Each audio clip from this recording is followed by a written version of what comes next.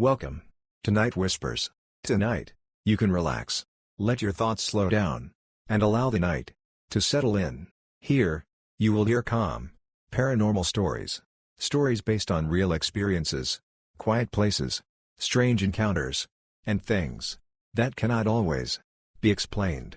There are no loud sounds here, no sudden noises, just a calm voice, the darkness, and the whispers of the night. At night, the road always feels longer, not because it truly stretches, but because the world around it slowly dissolves. Familiar landmarks fade first, then the sense of distance, and finally the quiet confidence that you know exactly where you are. Streetlights become rare and uneven, appearing just often enough to reassure you, but never often enough to guide you. The car moves through this darkness as if it were the only thing awake, and the weak glow of the headlights feels fragile, almost polite, against the depth of the night.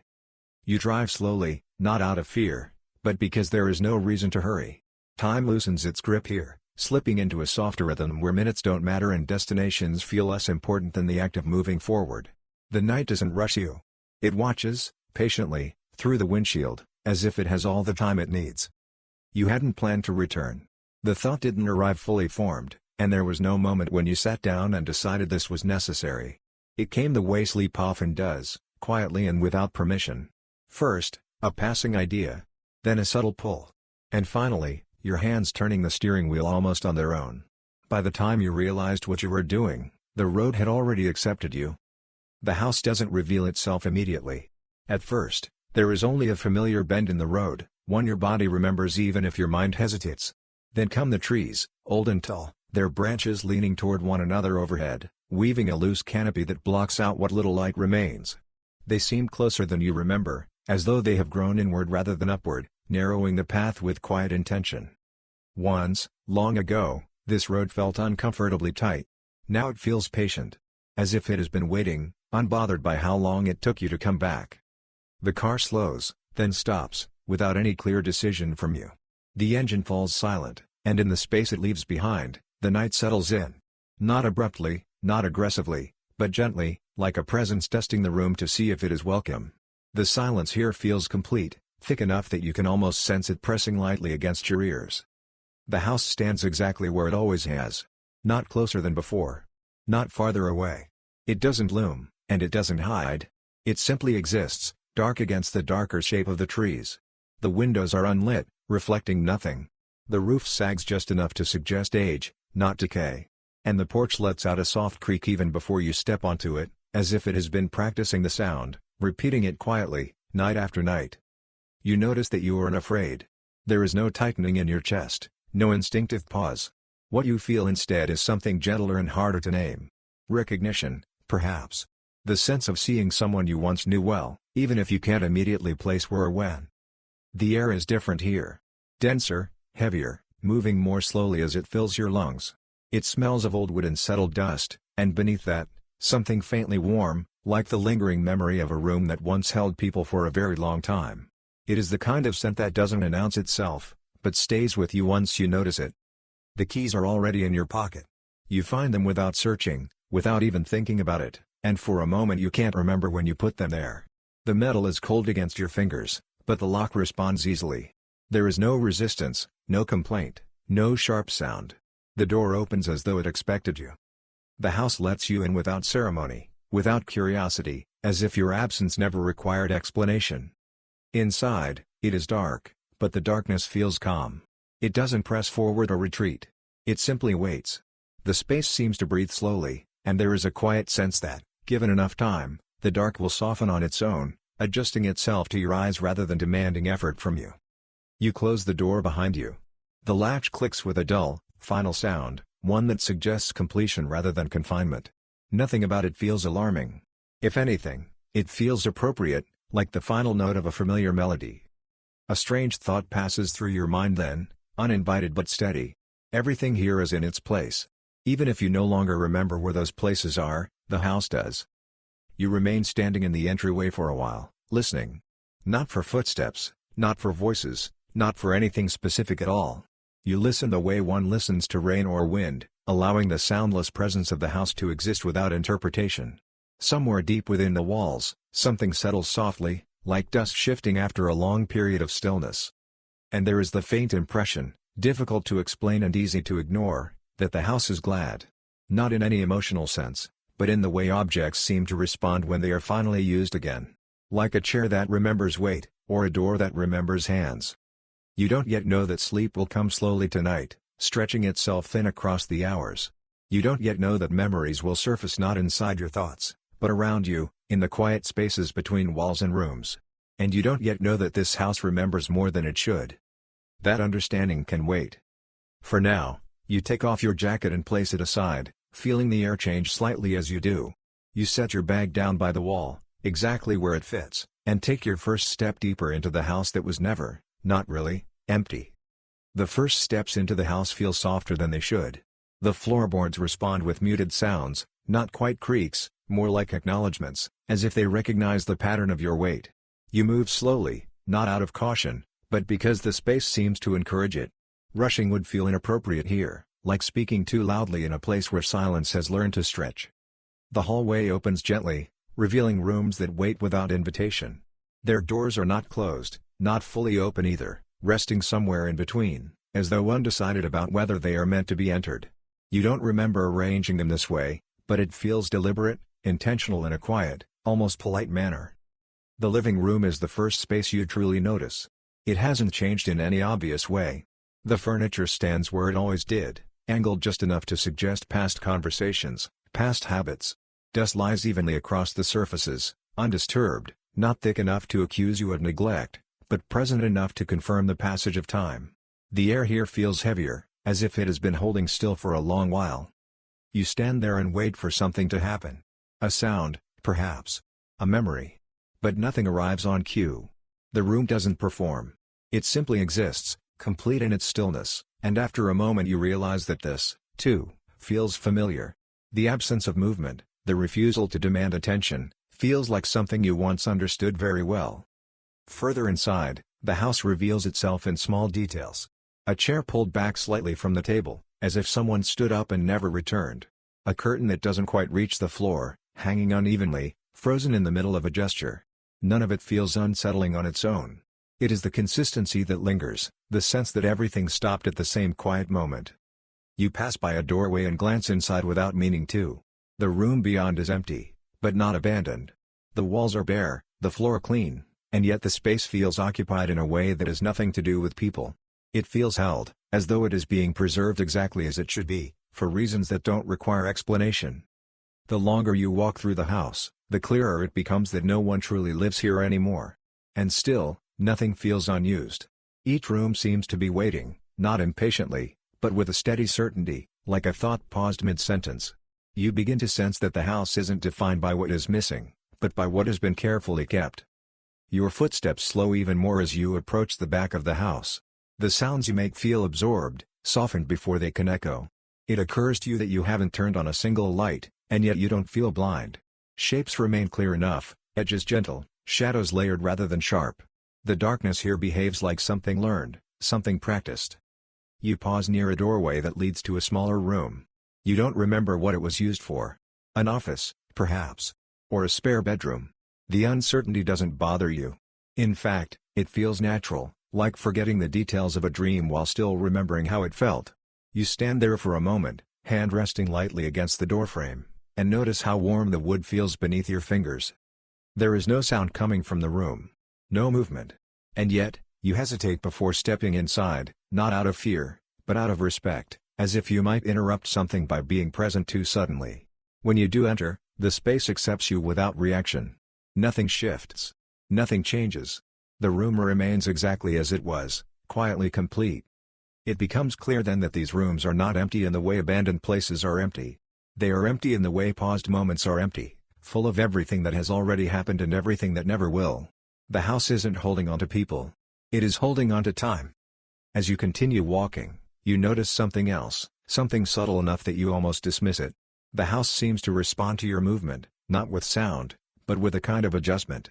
The air changes slightly from room to room, growing cooler, then warmer again. The silence deepens and lightens in careful increments, as though the space itself is paying attention. You stop again, this time without a clear reason. Standing there, you become aware of how long it has been since you last heard anything from the outside world. No wind. No distant traffic. No night insects. It is as if the house exists slightly apart from the rest of the night, wrapped in its own quiet layer. This realization doesn't bring discomfort. Instead, it brings a sense of enclosure, of being held in a space that knows its boundaries very well. You begin to understand that the house isn't trying to hide anything from you. It simply isn't offering explanations. Eventually, you find yourself back in the hallway, surrounded by rooms that do not ask to be used.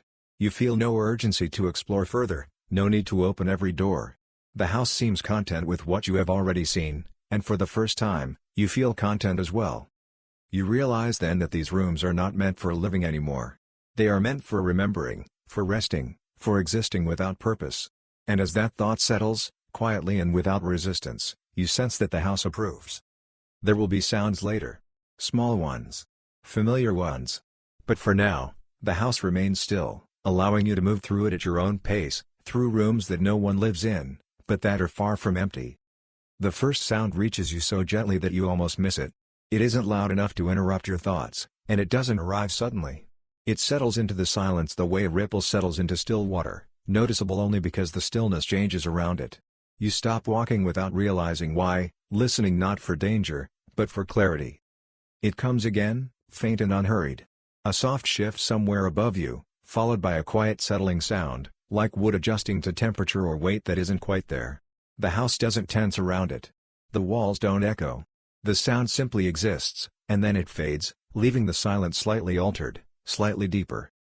You notice how your body responds. There is no spike of alertness, no tightening of muscles.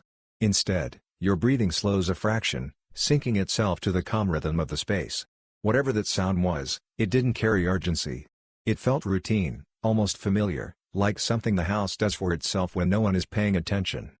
As you continue moving, more sounds begin to surface, each one arriving with the same careful restraint. A faint click from within the walls, distant and isolated. A soft brushing noise, like fabric moving without purpose. None of them repeat often enough to form a pattern, and none of them demand interpretation. They are not messages.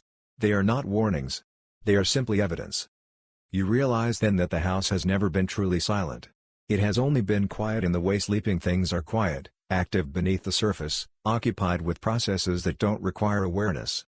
The sounds you hear now feel less like interruptions and more like permissions, subtle confirmations that you are allowed to be here while the house continues being itself. You pause near the staircase, standing still long enough for the space to settle around you again. The steps rise into darkness, their edges softened by shadow. From above comes a faint, uneven sound, something between a creak and a sigh, as if the upper floor is slowly adjusting its posture. You wait, but nothing follows. The house does not escalate. The longer you listen, the more you begin to recognize these sounds as layered rather than isolated. They overlap gently, never competing, never colliding. A small shift below the floor. A quiet tap somewhere behind a wall. A low, nearly inaudible hum that might be nothing more than your own ears filling the silence. Together, they form a texture rather than a sequence. It becomes clear that these sounds are not meant to be identified. Trying to trace them back to a source feels unnecessary, almost intrusive. The house isn't hiding the cause. It simply doesn't care whether you understand it. The sounds exist for themselves, not for you. At some point, you realize that you have stopped expecting the next noise. You are no longer listening with anticipation. The sounds come and go without altering your focus, blending into the background of your awareness like the steady rhythm of breath. What might have been unsettling in another place feels neutral here, even calming. You sit down without much thought, choosing a spot that feels right rather than convenient. The chair supports you quietly, without complaint, and the sound it makes is barely audible. As you settle, the house seems to respond, not with movement, but with a subtle easing, as though something has shifted into alignment. From this still position, the sounds feel closer, not louder, but more intimate.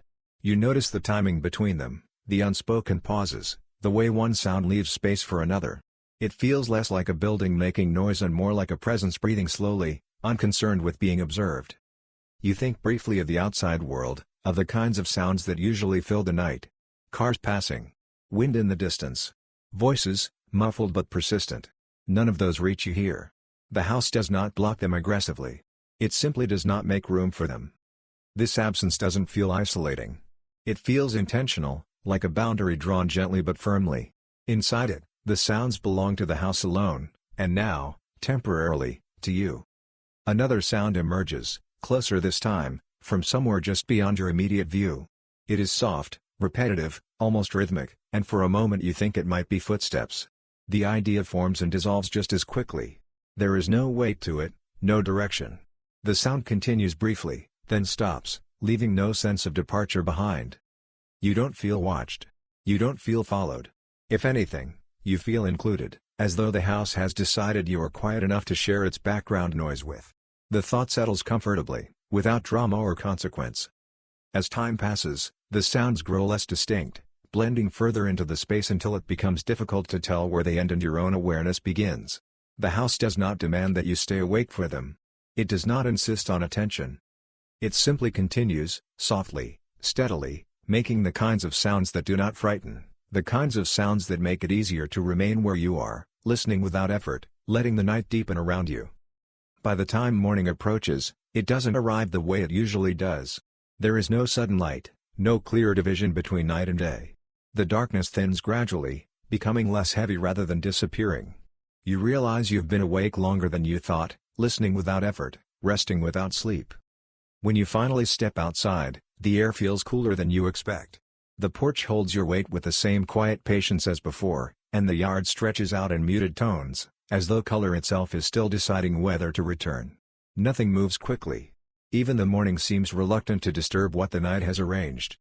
The neighboring houses stand at a respectful distance. They look older in daylight, less defined, their outlines softened by time rather than weather. You don't remember noticing them much before. They were always simply there, part of the background, part of the idea of this place.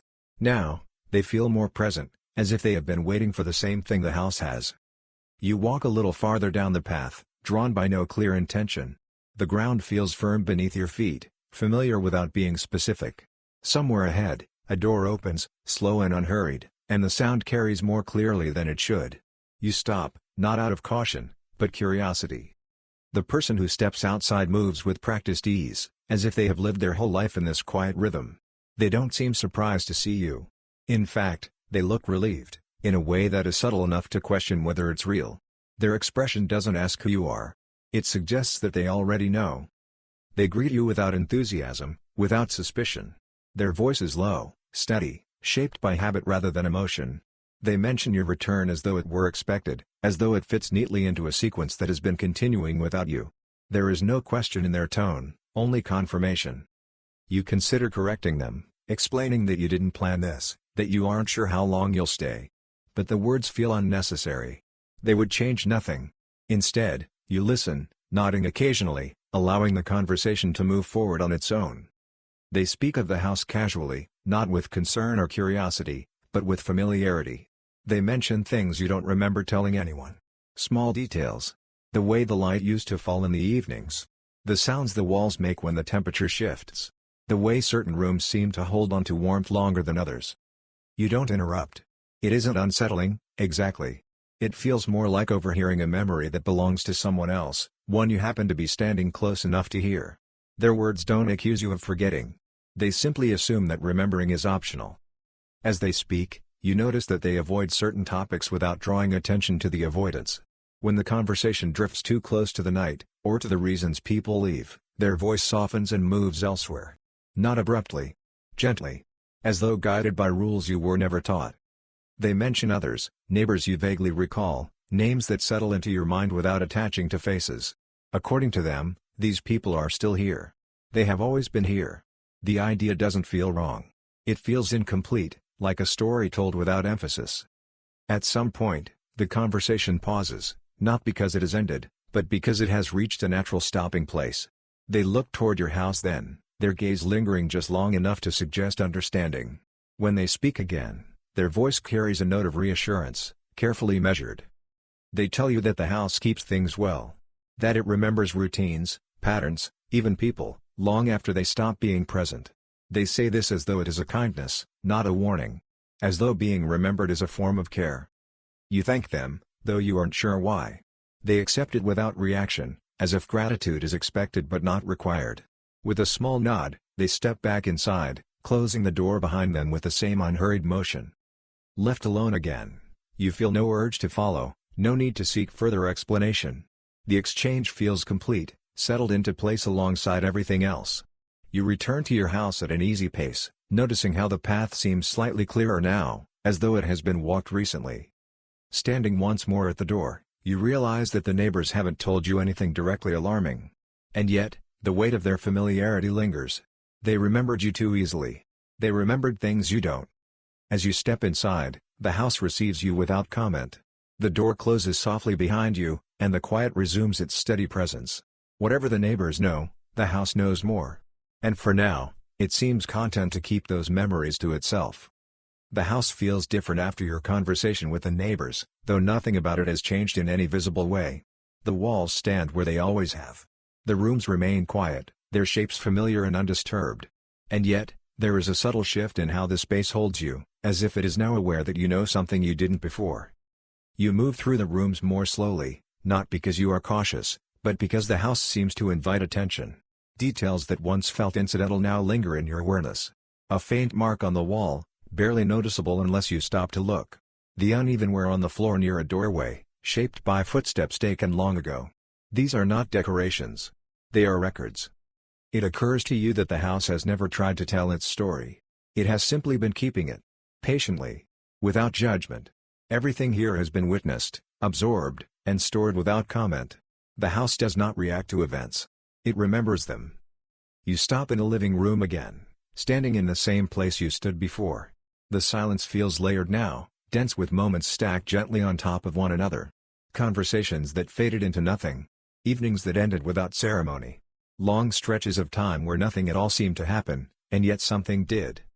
The furniture feels less like furniture and more like punctuation, marking pauses in a sentence that never quite finished. You imagine the house observing quietly as people came and went, never asking why, never insisting they stay. It did not prevent departures. It simply noted them. As you walk farther inside, the sensation deepens. The house is not empty because it has been abandoned. It is empty because it has already been filled. Everything that was meant to happen here has left an impression, faint but permanent, like warmth lingering in a room after the source is gone. You place your hand against the wall, almost without thinking. The surface is cool, solid, reassuringly present. There is no pulse, no vibration, nothing that suggests movement beneath it. And still, the contact feels reciprocal, as though the house registers your presence in its own quiet way. You realize then that the house has been watching, not in the sense of surveillance, but in the way landscapes watch weather pass through them. Without preference. Without memory of emotion. Just accumulation. It has seen nights like this before. It has seen people arrive uncertain and leave changed, often without realizing when the shift occurred. The idea doesn't frighten you. If anything, it steadies you. Being witnessed without interpretation feels different from being observed. The house doesn't expect anything from you. It doesn't need you to explain yourself.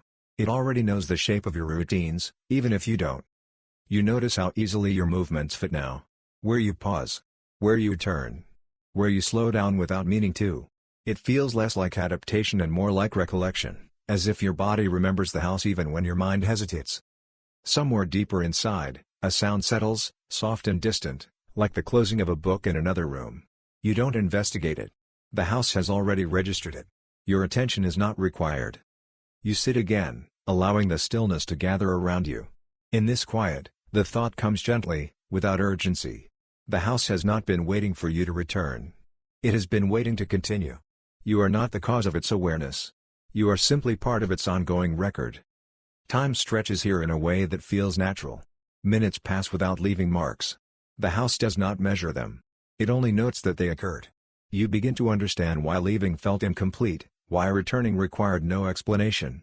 From the house's perspective, nothing was interrupted.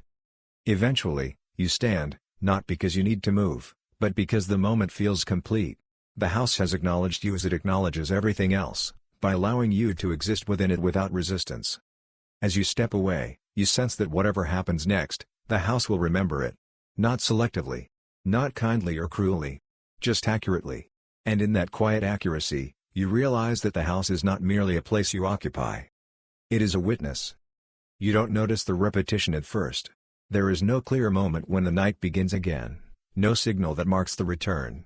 It happens quietly, slipping into place so naturally that it feels like continuation rather than change. The light outside dims to the same muted shade it held before, and the silence settles into the house with practiced ease. You become aware of it through familiarity rather than observation. The way the air cools slightly at the same hour.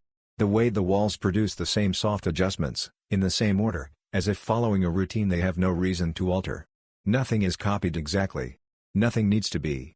The pattern is loose, forgiving, and unmistakable. You sit where you sat before, not because you chose the spot again, but because your body finds it without instruction. The chair welcomes you with the same restrained sound, and the house responds with the same quiet easing.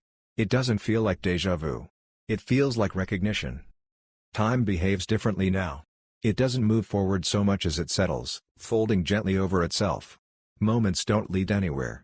They simply arrive, exist briefly, and then make room for the next one. You realize you are no longer keeping track. There is no need. The night does not require your attention to proceed. The sounds return in familiar ways. A soft shift above. A distant click within the walls. A pause that feels intentional, followed by another small adjustment. You listen without focusing, allowing the sounds to pass through your awareness without catching on thought. They no longer suggest presence or absence. They simply confirm continuity. At some point, you consider whether you slept. The question forms slowly and dissolves before it finds an answer. Sleep, here, doesn't feel separate from being awake. Both states blend into something softer, less defined. Your eyes close at times, but nothing changes when they open again. The house seems comfortable with this. It does not distinguish between your stillness and your rest. To it, you are simply another quiet element moving gently through the night. The walls continue to hold their memory. The rooms remain complete without your attention. You notice small variations. A sound arrives slightly earlier than before. A shadow rests longer in one corner, then fades. These differences do not disrupt the pattern. They refine it. The repetition is not mechanical. It is organic, shaped by countless similar nights layered on top of one another. You wonder how many times this has happened before. Not to you specifically, but in general. How many nights returned without announcement, repeating themselves until no one thought to question them. The thought carries no weight. It doesn't demand resolution. The night feels content to exist as it is. It does not push toward morning. It does not resist it either. It simply continues, balanced and steady, held in place by the house's quiet certainty. You sense that this repetition is not a trap. It is a function. Being here no longer feels like arriving or staying. It feels like participating in something that was already in motion. The house does not reset. It resumes. Eventually, the idea of leaving passes through your mind, distant and unconvincing. There is no urgency attached to it. The night has not changed. The house has not asked anything of you. Remaining feels as natural as moving on. You realize then that the repetition isn't meant to be noticed. It is meant to be accepted. Nights return here because nothing interrupts them. They continue because they are allowed to. As the hours fold into one another, the edges of thought soften further. The house remains steady, holding the night in place, letting it repeat without consequence. And somewhere in this quiet cycle, you understand that this is not the end of anything. It is simply the way the house carries time. At some point, the effort of staying aware becomes unnecessary. It doesn't disappear suddenly. It simply loosens, like a grip that was never tight to begin with. Your thoughts grow less distinct, their edges softening until they blend into the quiet presence of the house. You don't decide to rest. Rest arrives on its own. The room holds steady around you. The walls do not lean closer. The ceiling does not recede. Everything remains exactly where it should be, as if the house understands that this moment requires no adjustment. The air feels balanced now, neither cool nor warm, resting comfortably between sensations. You notice your breathing before you notice sleep. It slows naturally, finding a rhythm that matches the subtle sounds of the house. The small shifts, the distant settling, the nearly imperceptible pauses between noises all align with it. Nothing leads. Nothing follows. Everything moves together. The thought occurs, briefly, that you should mark this moment. Remember it. But the thought carries no urgency. The house does not record moments the way people do. It does not isolate them. It allows them to remain connected, part of a larger continuity that does not require recollection. Your awareness drifts inward, then outward again, never fully choosing a direction. Images form and fade without attaching to memory. Rooms you walked through earlier return, not as places, but as impressions. The hallways calm. The living room stillness. The quiet patience of the walls. None of it asks to be understood. You realize then that the house has not been guiding you toward sleep. It has simply been allowing it. Sleep here is not an escape. It is a state the house recognizes, one it has held many times before. When you let go, the house does not change. It continues. There is no final sound, no signal that marks the exact moment you fall asleep.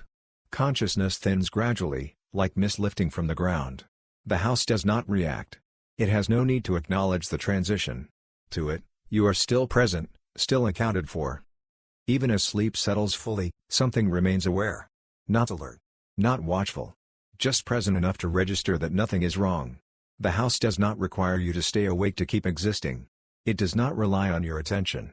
It holds you the way it holds everything else, without distinction. If there is a dream, it does not separate itself from the space around you.